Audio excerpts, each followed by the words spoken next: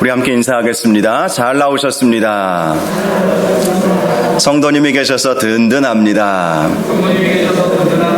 사랑하고 축복합니다. 네, 감사합니다.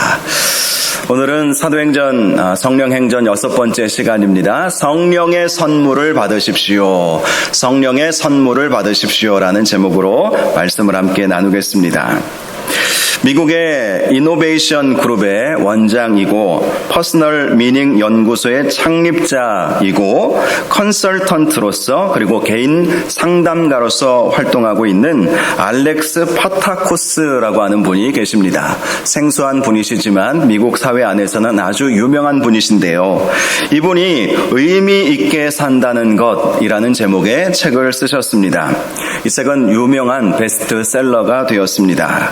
이 책의 내용 중에 남아프리카 공화국의 흑인 인권운동가였고 또 대통령을 지냈던 넬슨 만델라 대통령과 관련된 일화를 소개해주고 있습니다.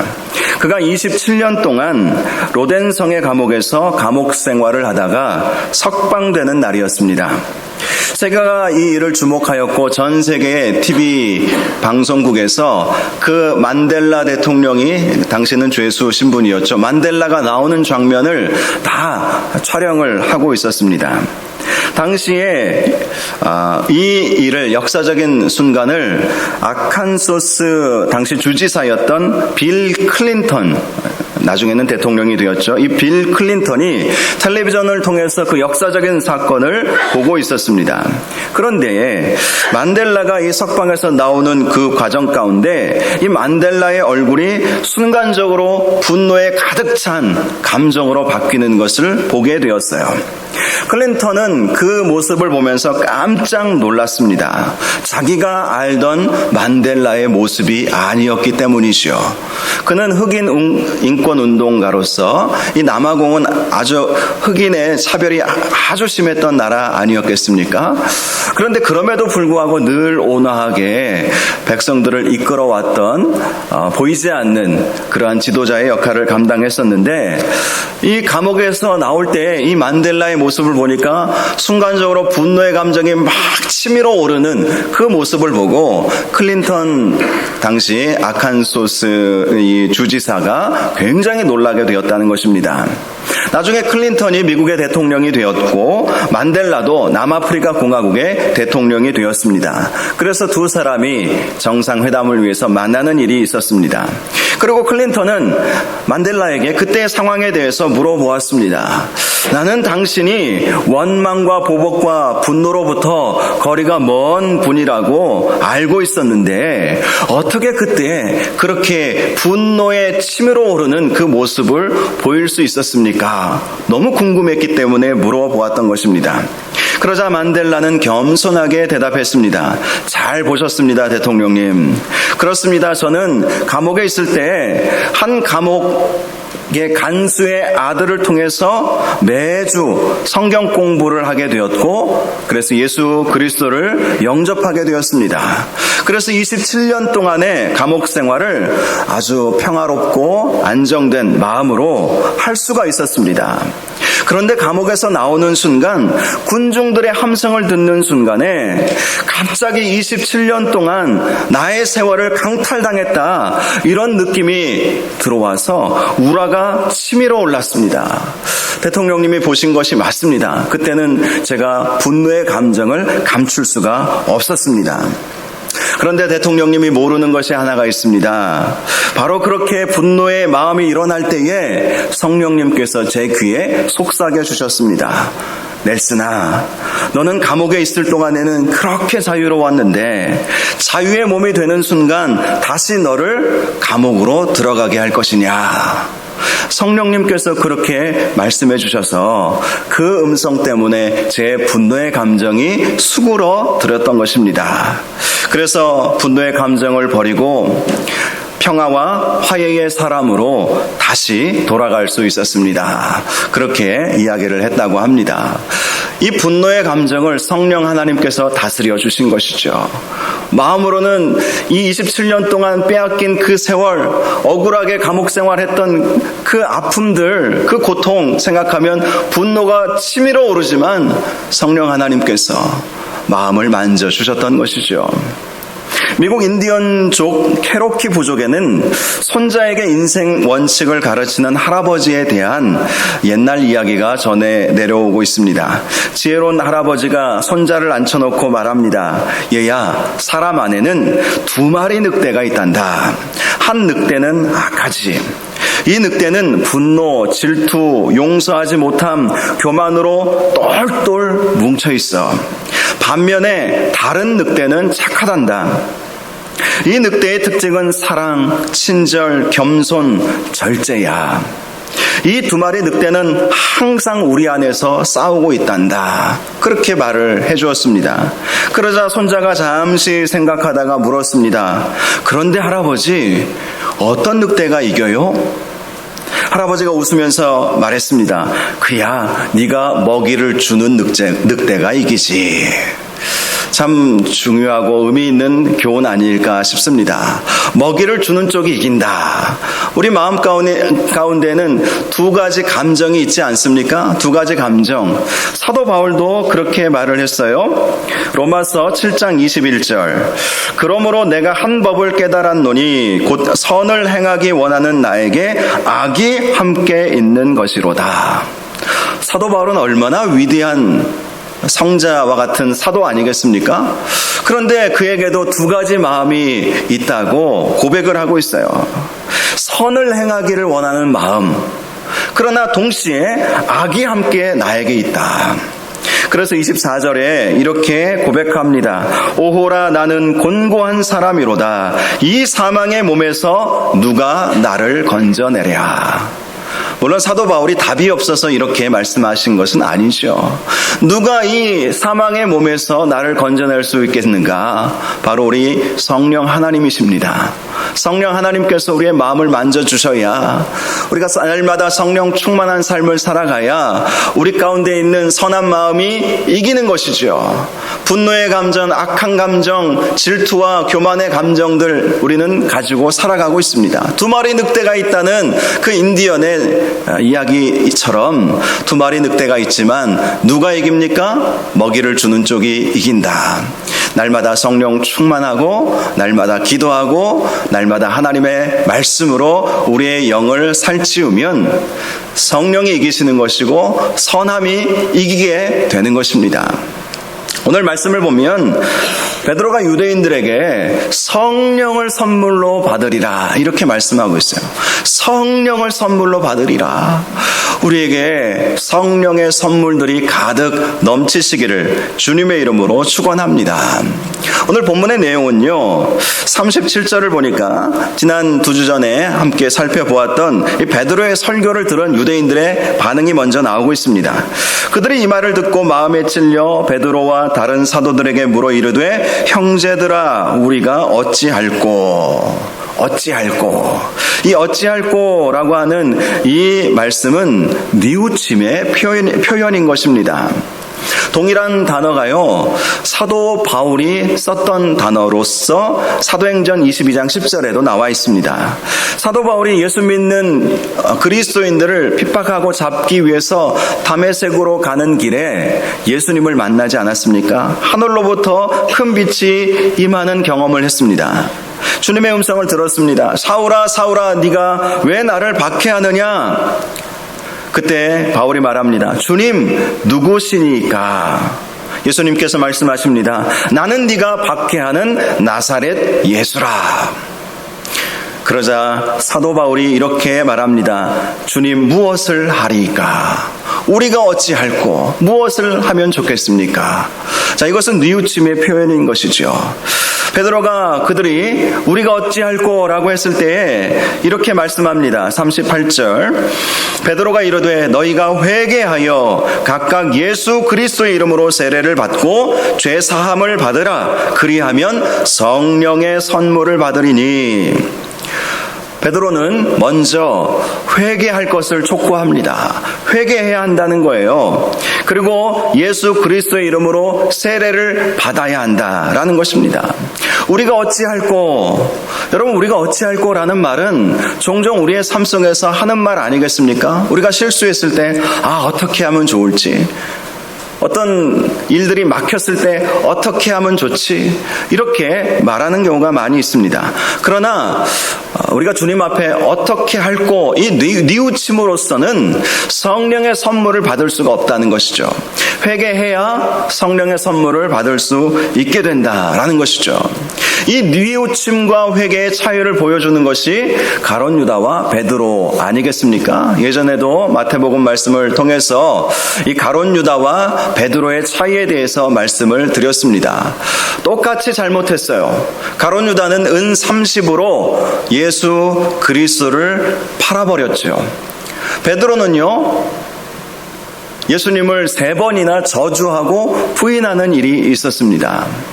그런데 예수님께서 이제 유대의 그 대제사장들에게 잡히시고 사형 판결을 받으시자 가룟 유다는 뉘우쳤어요.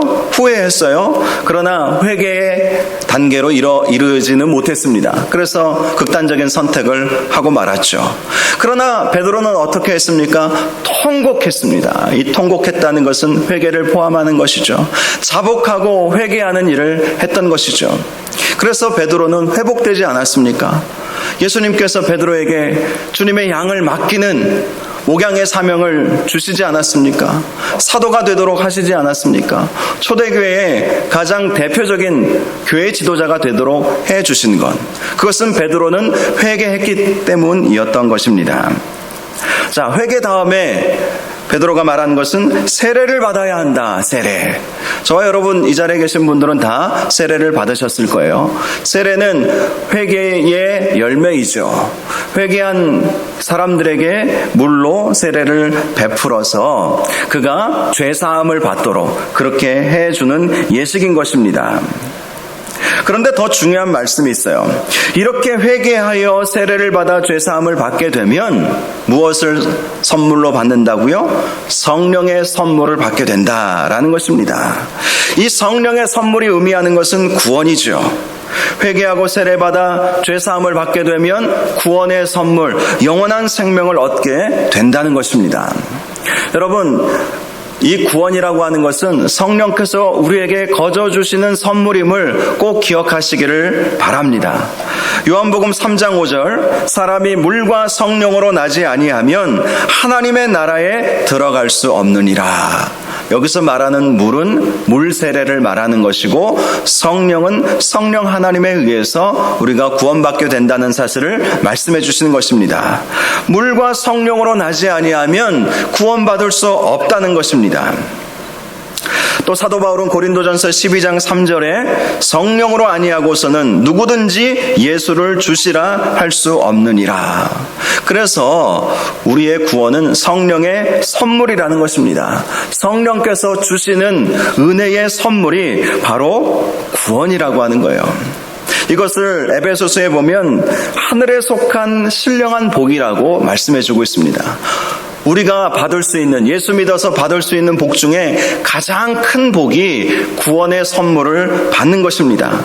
에베소서 1장 3절을 보면 찬송하리로다. 하나님 곧 우리 주 예수 그리스도의 아버지께서 그리스도 안에서 하늘에 속한 모든 신령한 복을 우리에게 주시되, 하늘에 속한 신령한 복을 우리에게 주셨다라고 말씀합니다. 4절을 보니까요, 곧 창세전에 그리스도 안에서 우리를 택하사 우리로 사랑 안에서 그 앞에 거룩하고 흠이 없게 하시려고, 5절에도 그 기쁘신 뜻대로 우리를 예정하사 예수 그리스도로 말미암아 자기의 아들들이 되게 하셨으니. 자, 이렇게 하늘에 속한 신령한 복은 우리가 하나님의 예정하심을 입어서 성령의 은혜로 하나님의 자녀가 되는 복을 말하는 것입니다. 다른 복이 아무리 많아도 구원받지 못한다면 아무 소용이 없는 것이죠. 나폴레옹이 이 자기 신하들에게 그렇게 이야기했다고 하지 않습니까? 이 알렉산더가 자기 신하들에게 그렇게 이야기를 했대요. 내가 죽거든 관의 양쪽에 구멍을 내서 손을 꺼내어 놓고 장사를 지내라. 그것이 무엇을 의미하는 것입니까? 천하의 알렉산더라 할지라도 빈손으로 간다.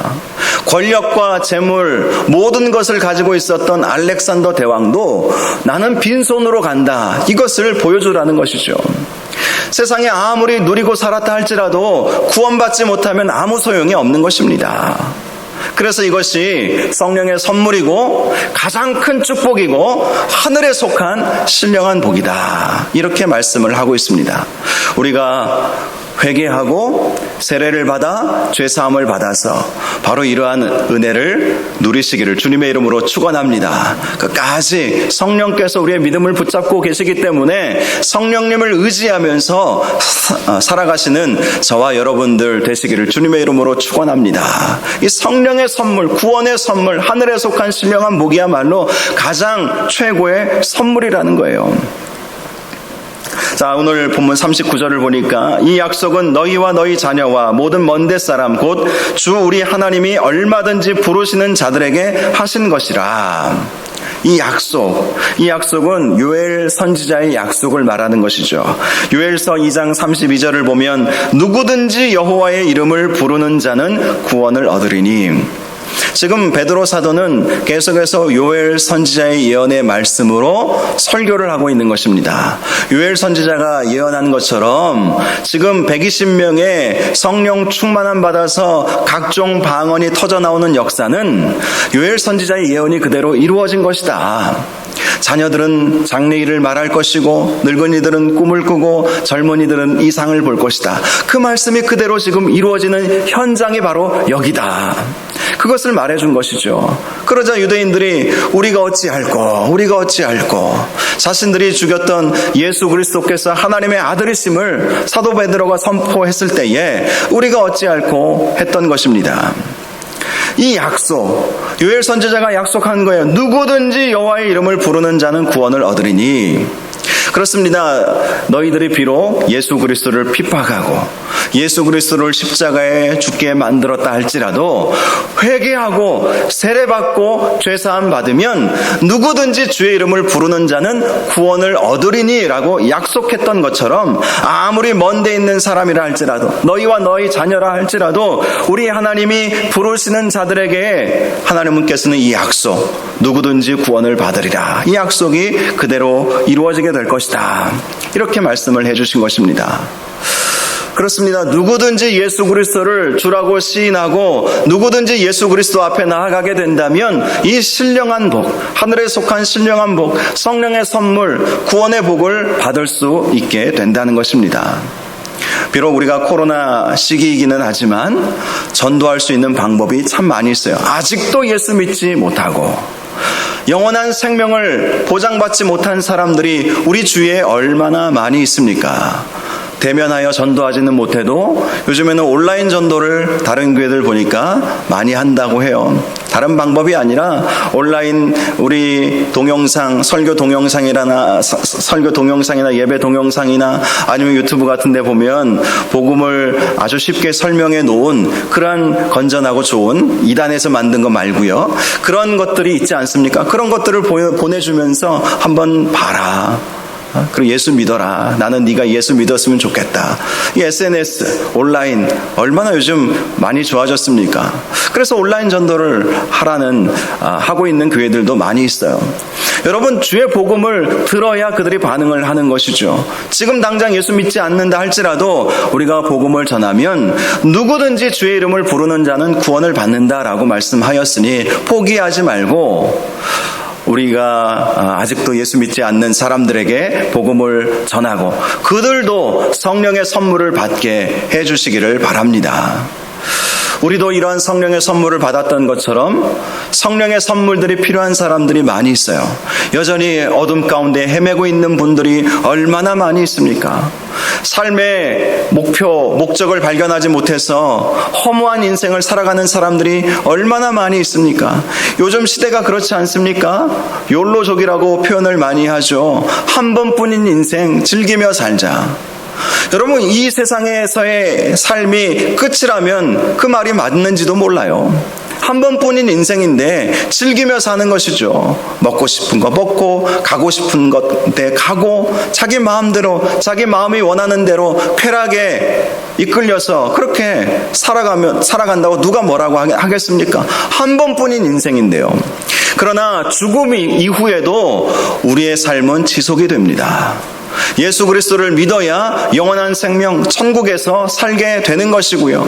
예수 그리스도를 믿지 않으면 영원한 지옥불에 들어갈 수밖에 없다는 것이 우리가 믿고 있는 진리이고 성경이 우리에게 말씀해주고 있는 것 아니겠습니까? 회개하고 죄사함 받아 성령의 선물을 받도록 우리도 물론 받아야 되겠지만 또 받은 줄로 믿지만 여전히 이 성령의 선물을 받지 못한 우리 주위에 예수 믿지 않는 사람들에게 이 성령의 선물을 전달해주는 저와 여러분들 되시기를 바랍니다. 아름답도다 주의 이 복음을 전하는 소식의 발, 이런 말씀이 있지 않습니까? 저와 여러분이 아름다운 발로 아름다운 입술로 주의 복음을 증거할 수 있기를 주님의 이름으로 축복합니다. 자, 그런데 이 성령의 선물은 가장 큰 선물이 구원받는 선물이기도 하지만 구원만을 의미하는 것은 아닙니다. 성령님은 우리에게 수많은 선물들을 주십니다. 먼저는 성령의 은사들을 주시지요. 방언과 통변과 예언과 신유의 은사들을 주십니다. 섬김과 나눔과 가르침의 은사들, 사랑의 은사들을 하나님께서 각각 그 은사에 따라서 부르심에 따라서 달란트에 따라서 주신다는 거예요. 이 성령의 은사들이 왜 중요한지 아십니까? 있어도 그만 없어도 그만이 아닌 거예요. 제 은사 교수님 중에 미국의 로버트 클린턴 박사님, 제가 자주 말씀을 드리는 교수님이신데요. 이분이 수천 명의 영적 지도자들을 조사하고 연구하고 분석하면서 피니싱 웰, 마지막이 좋았던 지도자들의 특징 중에 하나가 은사대로 쓰임을 받았다, 이렇게 이야기를 해주고 있습니다. 그래요. 우리가 은사가 무엇인지 알고 성령께서 어떤 은사를 나에게 주셨는지 알고 그 은사들을 개발하고 그 은사들을 계속해서 활용하고 그 은사에 집중하게 되면 피니싱 웰 하게 된다는 거예요. 유종의 미를 거두는 인생이 되게 한다는 것입니다. 실제로 여러분 성경의 인물들 가운데 보면 마지막이 그리 좋지 못한 사람들이 얼마나 많이 나옵니까? 대표적인 사람이 솔로몬 아니겠습니까? 1000번째의 제물을 하나님 앞에 올려드리고 전무후무한 지혜를 갖게 되었습니다. 그런데 그의 마지막은 어떠하였습니까? 그가 친히 고백하지 않습니까? 헛되고 헛되니 모든 것이 헛되도다. 솔로몬 이후의 나라는 두 나라로 나누어져 버리고 말았던 것이죠. 여러분, 우리가 정말 유종의 미를 거두는 인생을 살기를 원한다면 은사가 무엇인지 알아야 돼요. 그런데 그 은사는 성령 하나님의 선물이십니다. 성령 하나님께서 우리 모두에게 각자에게 주시는 은사들이 있어요. 그 은사들이 무엇인지 발견하고 그 은사들을 활용하고 그 은사들을 따라서 살면 그것이 비록 별것 아닌, 사람들이 볼 때, 세상 사람들이 볼 때 별것 아닌 것처럼 보인다 할지라도 하나님께서는 그 사람을 존귀하게 만들어 주시는 것입니다.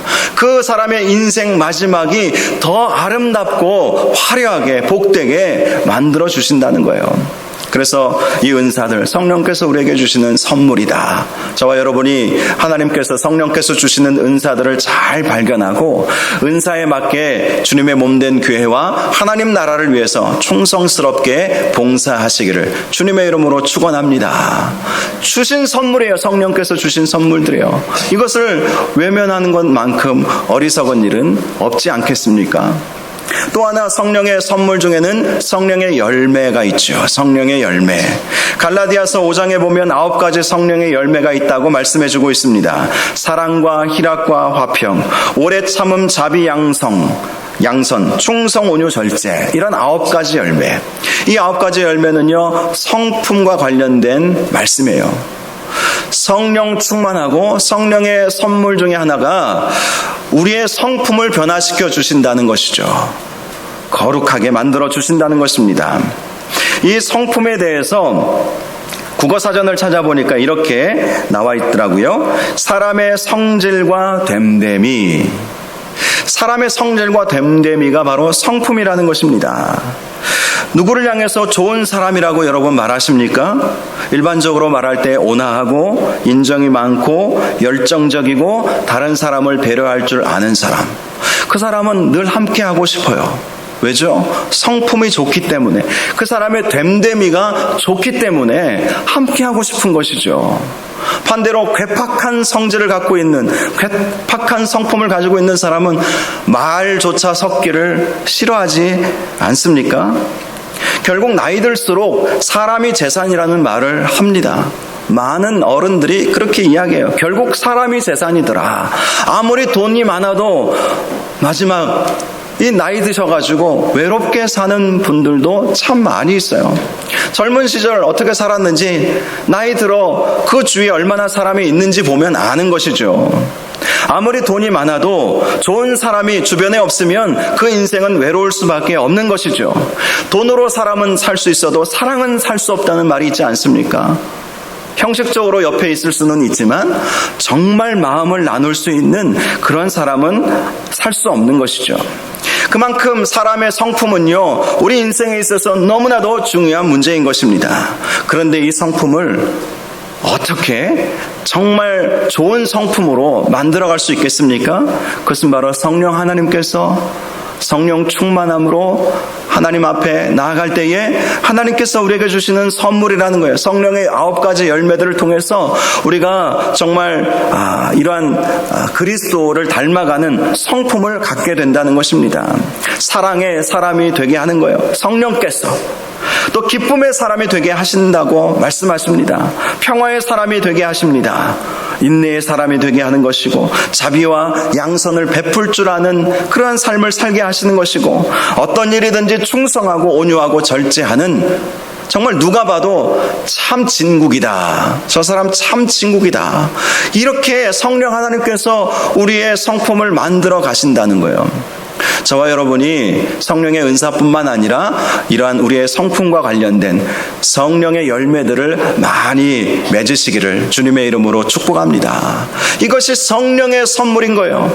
우리가 회개하고 세례받고 죄사함을 받으면 이러한 선물들이 우리에게 오게 된다고 약속해 주신 것입니다.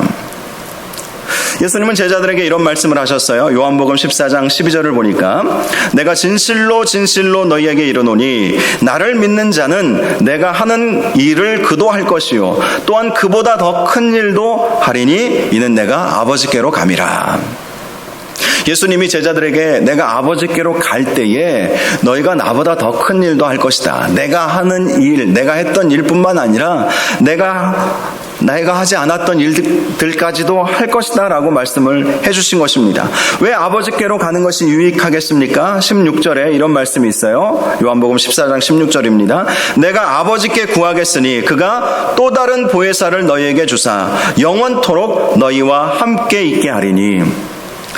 성령 하나님께서 우리와 영원토록 함께 있도록 하시기 위해서 우리 예수님께서 아버지께로 가셔서 구하시겠다, 너에게 성령을 보내주도록 구하시겠다고 말씀을 해주신 것입니다.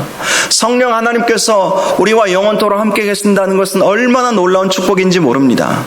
오직 성령이 너희에게 임하시면 너희가 권능을 받고, 성령이 임하시면 권능을 받게 되어 있기 때문이에요. 스룹바벨이 바벨론 포로에서 돌아와서 성전 건축을 하고자 했습니다. 그런데 성전 건축을 하는 일이 너무나 쉽지 않았어요.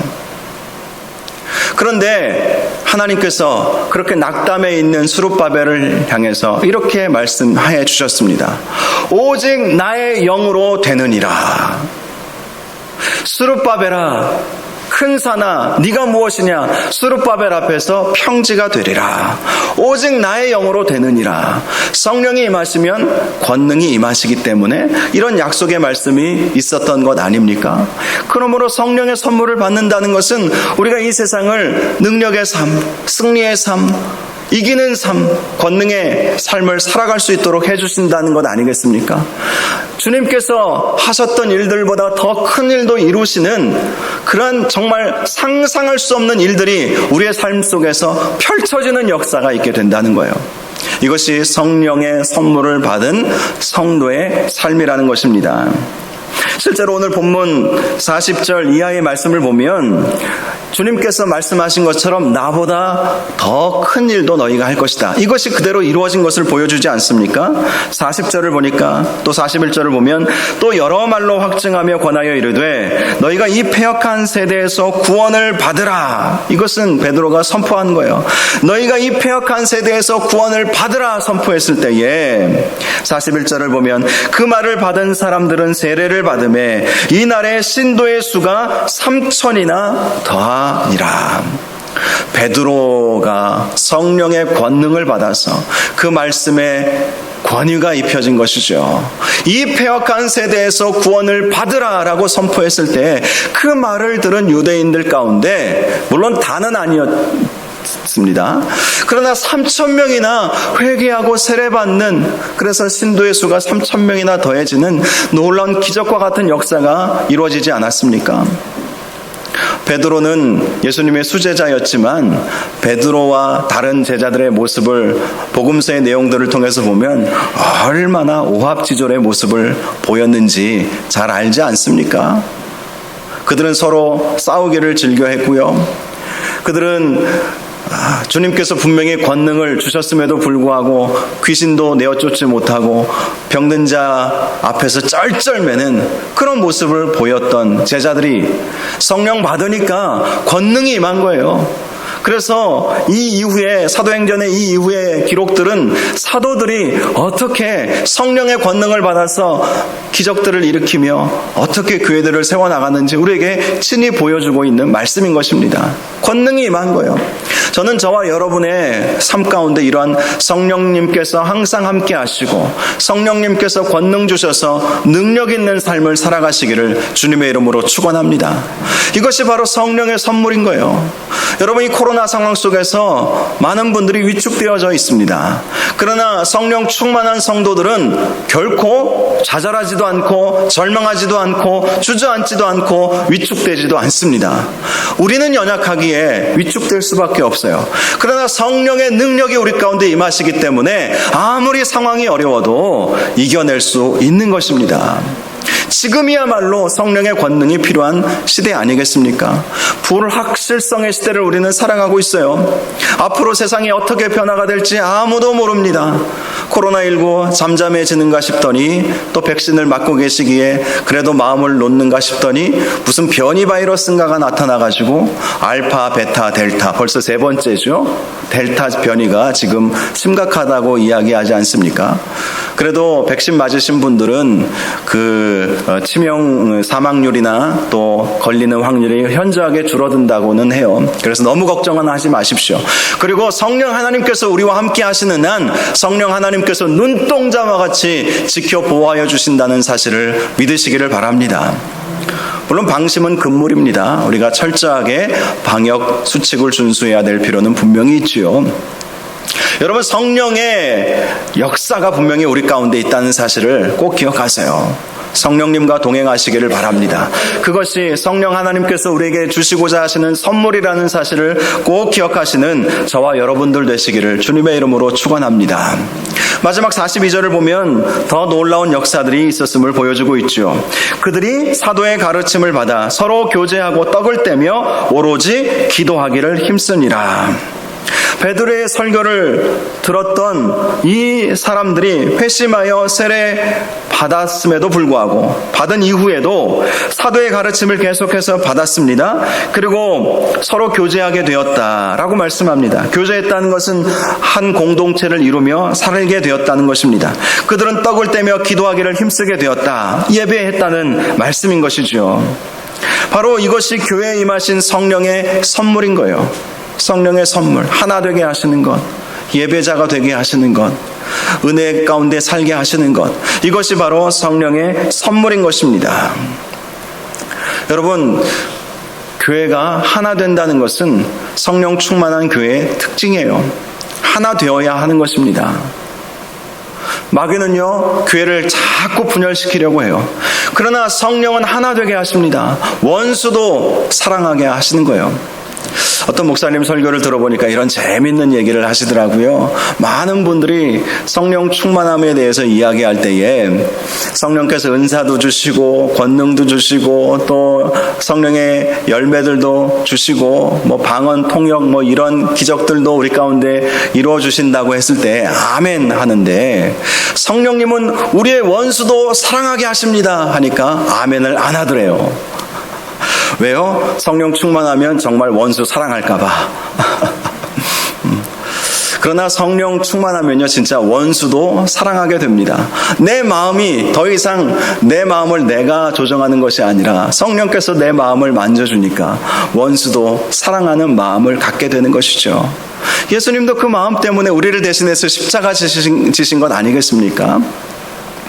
마지막으로 생각해 볼 성령의 선물은 저와 여러분이 성령의 전이 되게 해주셨다는 거예요. 성령의 전. 우리 교회가 성령의 전이고 저와 여러분이 성령의 전이 되도록 해주셨다는 것, 이거 정말 놀라운 축복입니다. 고린도전서 3장 16절, 너희는 너희가 하나님의 성전인 것과 하나님의 성령이 너희 안에 계시는 것을 알지 못하느냐. 우리가 예수 그리스도를 영접하면 성령이 우리와 함께 하시고 우리가 성전이 된다.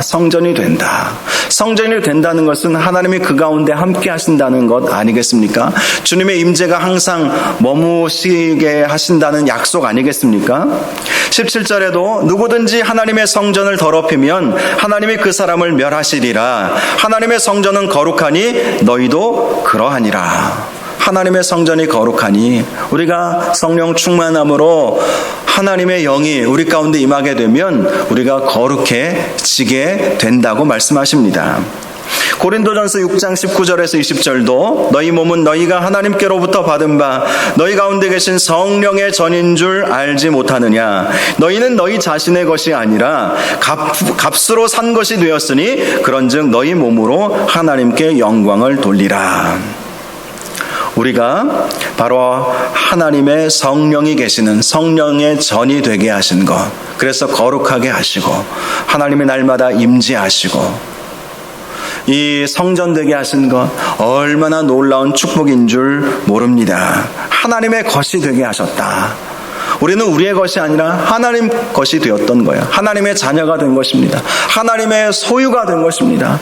그러므로 하나님이 책임지시겠죠. 내가 내 것이면 내가 나를 책임져야 하지만 내가 하나님의 것이면 하나님이 책임지시지 않겠습니까? 이것이 성령의 선물인 거예요. 우리가 거룩한 성전이 되어서 하나님이 책임지시고 끝까지 우리를 보호하시고 선한 길로 인도하여 주시는 은혜가 임하게 된다는 것입니다.